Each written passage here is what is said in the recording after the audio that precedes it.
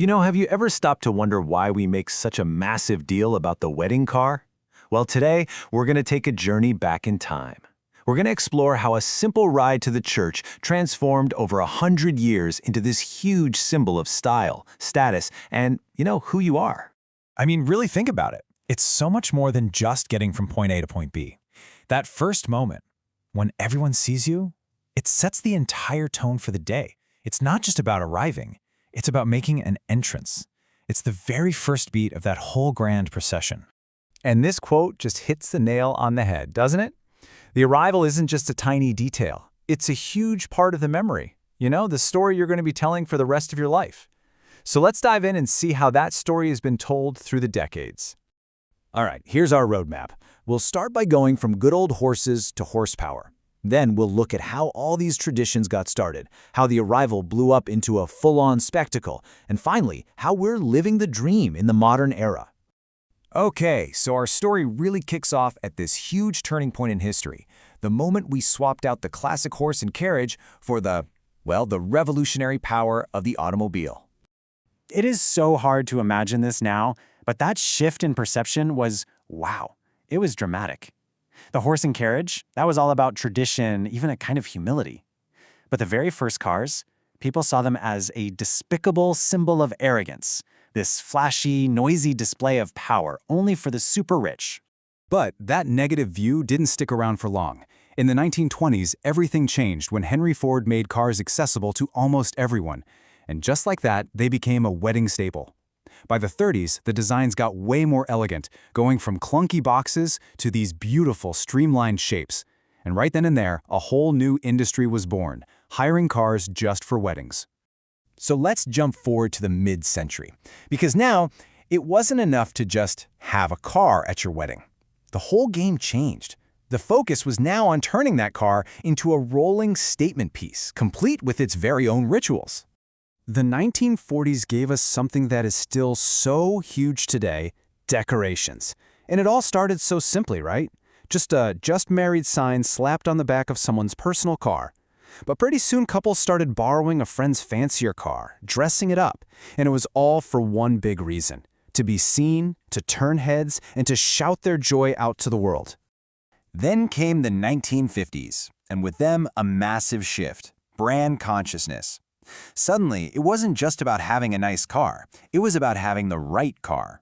That logo on the hood, a Rolls-Royce, a Bentley, a Mercedes, it became an instant symbol of class. And the wedding? Well, that was the perfect runway to show it off. Okay, get this, 35,000 pounds. That is the jaw-dropping modern-day equivalent for what it would cost to buy the ultimate wedding car of the 1960s. With a price tag like that, you can see why hiring became the way to go. But what car am I talking about? It was this beauty, the Van Dam Plaza Princess, also known as the Grand Old Lady.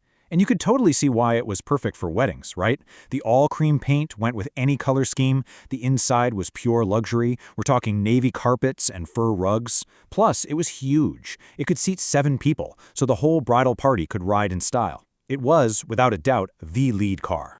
And now we're rolling into the 70s and 80s, an era of, extravagance. The focus just explodes, going from one single statement car to an entire coordinated fleet. The arrival was now a full-blown wedding spectacle. The whole thing became like a choreographed play. It had a very clear sequence. First up, a car for the groom and his groomsmen, arriving early to greet everyone. Act 2, a car for the mother of the bride and the bridesmaids. And then the grand finale, the third car carrying the bride and her maid of honor. It was pure theater. But amongst all that lavishness, a much more humble icon totally captured people's hearts: the Volkswagen Beetle. It was charming, it was accessible, and everybody loved it. And that more understated conservative trend, it actually carried on right through the 90s, proving that you didn't always need a whole fleet to make a statement. And that brings us finally to the 21st century. This is where mass media, everything from TV shows to the first wedding blogs, completely tore up the rulebook and created this brand new vision of what a dream wedding was supposed to look like. So what was fueling all this change? Well, as you can see, you had TV shows and blogs setting these impossibly high fairy tale standards. The luxury brands, of course, were happy to respond with modern Rolls-Royces and limousines. And as more and more ceremonies moved from churches to hotels, the whole vibe of the arrival had to change right along with them. So this all led to two really distinct trends happening at the same time. On one hand, you had this super aspirational goal, hiring these massive stretch limos and Lincoln Town cars. That became the ultimate symbol of glamour. But on the other hand, we saw this huge rise of the personal statement, with couples getting really creative and decorating everyday cars to show off their unique personalities.